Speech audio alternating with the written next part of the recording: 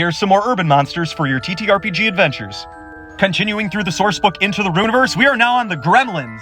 Now, you don't have to worry about these guys getting wet or feeding them after midnight, but they can still be a pretty pesky group of creatures. Quick lore dump, Gremlins seem to be a fairly recent addition to the Folklore lexicon, showing up around the turn of the century and really being blamed for malfunctions in machinery and aircraft, especially during World War I and II. There's even an old Bugs Bunny cartoon where he encounters a gremlin on an Air Force base. Now, in this book, I use the term gremlin as a sort of umbrella term for any mischievous or bothersome fae. And while there are more, the four that I offer in this book are the Buttercat, the Hanover, the Nuno, and the Widget. Now, a running theme for all of these gremlins is that they're not really true encounter danger creatures, but they can cause a lot of problems as a ripple effect.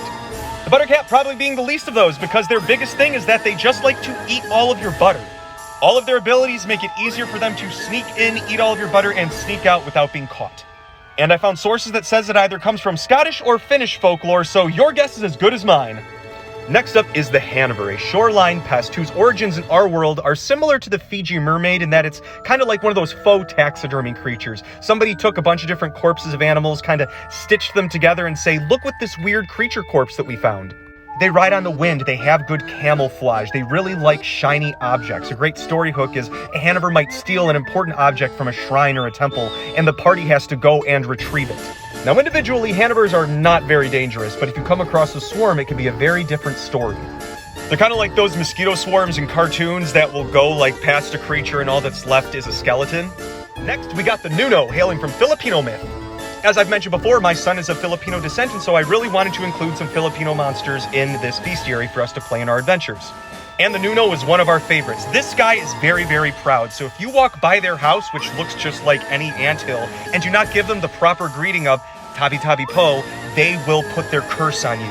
What kind of curse? Well, I'm glad you asked. You see, the Nuno is going to make your urine stink to high heaven to where it is really unpleasant to just be around you.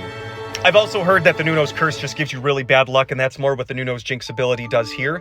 And if the name Nuno sounds familiar, there is a Nuno character in the Filipino cartoon and comic Trece. And last but not least, there is the Widget. The Widget is pretty much inspired by the gremlins that I mentioned at the start of the video, the ones that would dismantle and cause problems with machinery. It even has an ability called Dismantle, which will just ruin an artificer's day. I also put in the lore that they are really big fans of the bottle. The party just got this new airship. Great deal. They are so excited to have it. They are cruising through the air when they hear a crash and a clang coming from the engine and boiler rooms, only to find a dozen of these drunk assholes tearing everything apart. Gremlins and many more monsters can be found in my sourcebook Into the Runaverse, link in my bio.